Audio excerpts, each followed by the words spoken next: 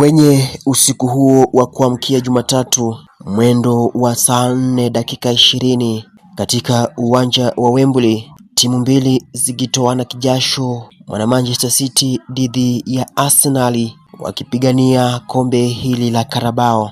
Manchester City aliibuka mshindi baada ya kumpiga Arsenal magoli 2-0, huku wakitawazwa kombe hilo la Carabao ikiwa ni mara ya 9, huku wakiwa wameshiriki kombe hilo mara 10. Walitawazwa mabingwa mara ya kwanza mwaka wa 1970 walipompiga mwana West Brom magoli 2-1. Kisha mwaka wa 1974 wakapoteza fainali yao dhidi ya mwana Wolves kwa magoli 2-1. Mwaka wa 1976 walishinda mwana Newcastle kwa magoli 2-1. Wakakaa kipindi kirefu wakijiandaa na kurudi tena mwaka wa 2014 walipomshinda mwana Sunderland kwa magoli 3-1.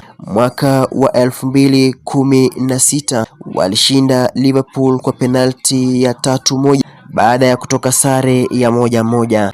Walishinda kombe mara 4 mfululizo kuanzia mwaka wa 2018 hadi 2021, ikiwa ni rekodi ya kipekee.